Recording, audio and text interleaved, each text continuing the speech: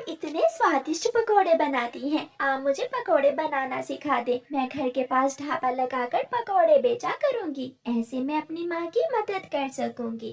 बेटी, ये बहुत मुश्किल काम है। कैसे तू सारा सारा दिन पकोड़े बेचा करेगी?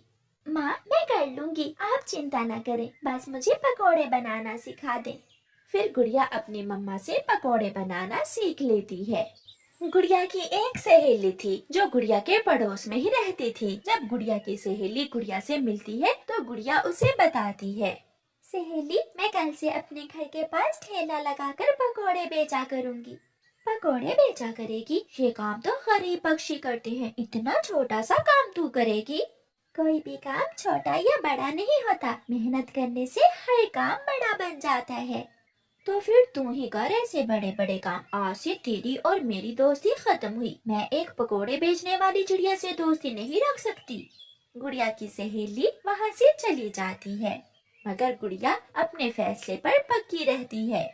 वो दूसरे दिन अपने घर के पास पेड़ के नीचे पकोड़ों का ठेला लगा लेती है। कुछ ही देर में गुड़िया के पकोड़ों की खुशबू पक्षियों को खींच लाती है और वहाँ भीड़ लग जाती है। मुझे मुझे पहले दो पकोड़े, मैं पहले आई हूँ। मैं पहले आई हूँ। लूसी आंटी और हरियाली तोती, आप सब चिंता ना करें, पकोड़े सबको मिलेंगे। थोड़ी देर बाद गुड़िया की सहेली मीना वहाँ से गुजरती है और गुड़िया उसे आवाज देती है, मीना, मीना सहेली, आओ पकोड़े खा लो। खबरदार, जो फिर कभी मुझे सहेली कहा तो मेरी तेरी दोस्ती खत्म हुई। अब दोबारा मुझे आवाज न देना। मीना गुस्से में वहाँ से चली जाती है। ऐसे दिन गुजरते गए और फिर एक दिन मीना की शादी होती है, मगर मीना अपनी शादी पर भी गुड़िया को इनवाइट नहीं करती। मम्मा, आज मेरी सहेली मीना की शादी है। उसने मुझे बुलाया तक नहीं, मगर मैं गिफ्ट लेकर उसे शादी की शुभकामनाएं जरूर देने जाऊंगी। हाँ बेटी, आप ये गिफ्ट ले जाओ और मीना से मिल आओ। गुड़िया अपनी सहेली के लिए गिफ्ट लेकर उसके घर जाती है। चली जाओ, तुम यहाँ क्या करने आई हो? मेरे ससुराल वाले आते ही होंगे, क्या कहेंगे वो कि मेरी सहेली एक पकोड़े बेचने वाली है। मीना सहेली, मैं तेरे लिए गिफ्ट लेकर आई थी।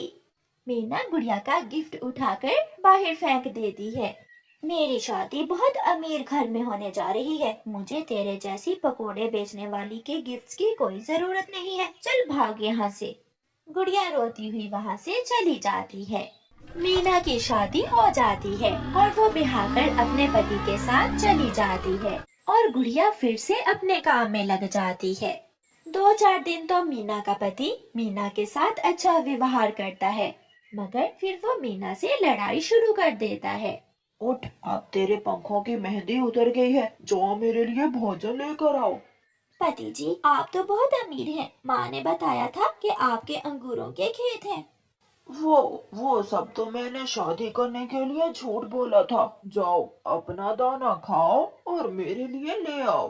मीना ने तो कभी काम किया ही नहीं था, इसलिए वो दाना लेने जब जंगल जाती है तो उसे बहुत परेशानी होती है। वो शाम को खाली हाथ ही वापस लौट आती है। बेशरम, तू सुबह से गई है, मैं भूख से मर रहा हूँ और तू खाली हाथ ही वापस आ गई। मीना का पति मीना को मारने लगता है। मुझे मत मारिए पति जी, मैं कल दाना ले आऊंगी। चल जा, अब मेरे लिए चाय बना कर ला।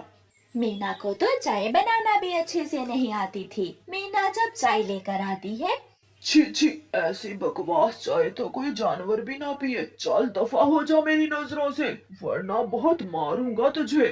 ऐसे मीना की जिंदगी बहुत मुश्किल हो जाती है। और फिर एक दिन मीना का पति दारू पीकर घर आता है और उसे मारना शुरू कर देता है। मीना फैसला करती है कि वो अब उस घर में नहीं रहेगी। वो उस शाम अपने घर वापस चली जाती है। गुड़िया पकोड़े बना रही थी जब दोपहर के बाद मीना वहाँ आती है। मीना के चेहरे पर मार के निशान थे। मीना गुड़िया के पास आकर रोने लग जाती है। मीना सहेली, क्या हुआ? तुम रो क्यों रही हो और तुम्हारे चेहरे पर ये निशान कैसे हैं? गुड़िया सहेली, मुझे माफ कर दो। मैंने कभी तुम्हारी बातों पर ध्यान न दिया था। अपनी जिंदगी में मेहनत करने की बजाय अमीर पक्षी से शादी करना चाहिए। मगर मगर मेरा पति मुझे बहुत मारता है, वो मुझ पर बहुत अत्याचार करता है। चुप हो जाओ सहेली, आज से तू भी मेरे साथ यहाँ काम करेगी। जब मेरी सहेली मेरे साथ काम करेगी तो मेरे पकोड़े और भी स्वादिष्ट बन जाएंगे। फिर ऐसे मीना अपनी सहेली गुड़िया के साथ मिलकर पकोड़े बेचने लगती है। प्यारे दोस्तों, इस कहानी को लाइक, अपने दोस्तों के साथ शेयर और चैनल को सब्सक्राइब करना बिल्कुल मत भूलिए।